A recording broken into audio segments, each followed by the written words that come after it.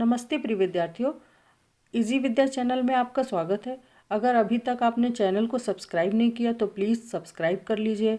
आज कवियों के उपनाम पढ़ेंगे। किन किन कवियों और लेखकों को क्या क्या उपनाम दिए गए हैं, तो आइए देखते हैं कवियों के उपनाम। सरहपा।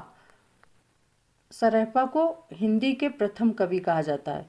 सरहपा को हिंदी का प्रथम कवि माना गया है। ये आदिकाल के कवि हैं।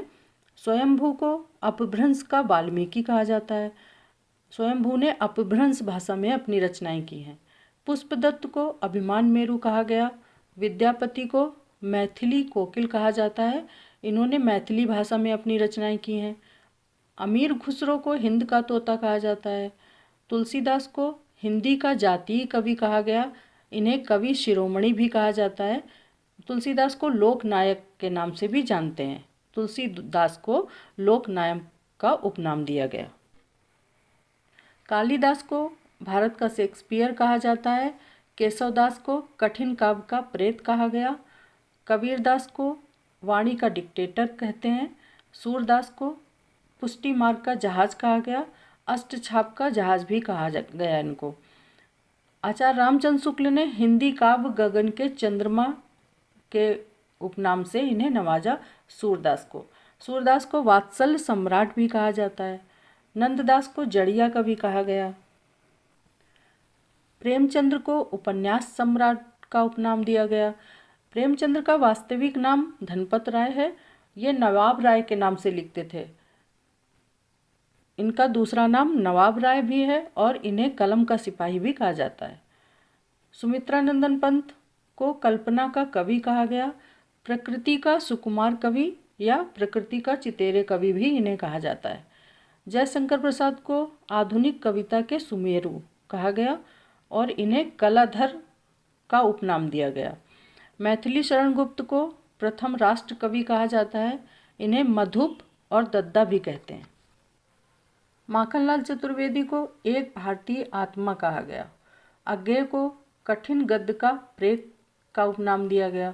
राजेंद्र बाला घोष को क्या कहा गया? बंग महिला। असाइद को प्रथम सूफी कवि कहा जाता है।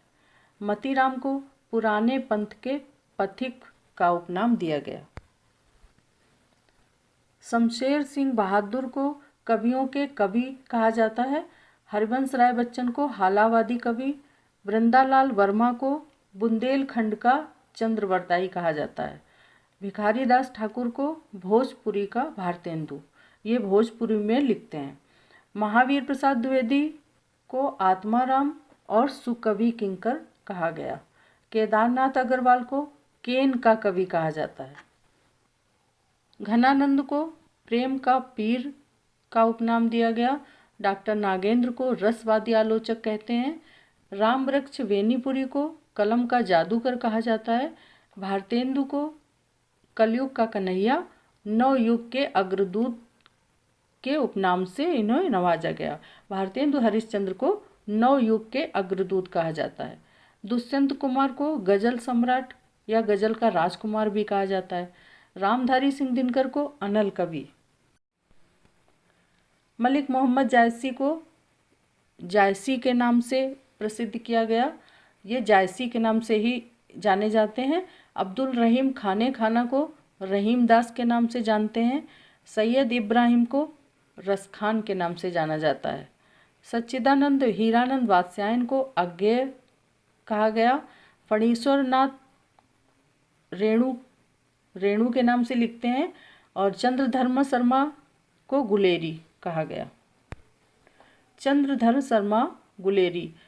शर्मा का नाम उपनाम गुलेरी। नेमिचंद्र जैन को आलोचकों का आलोचक कहा गया।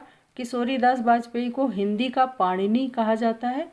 जगन्नाथ दास को रत्नाकर के नाम से जाना जाता है। राजा शिव प्रसाद को सितारे हिंद का उपनाम दिया गया। बद्री नारायण चौधरी को प्रेम घन कहा गया। अयोध्या सिंह उपाध्याय को हरिऔध के नाम से जानते हैं। इन्हें कवि सम्राट भी कहा गया।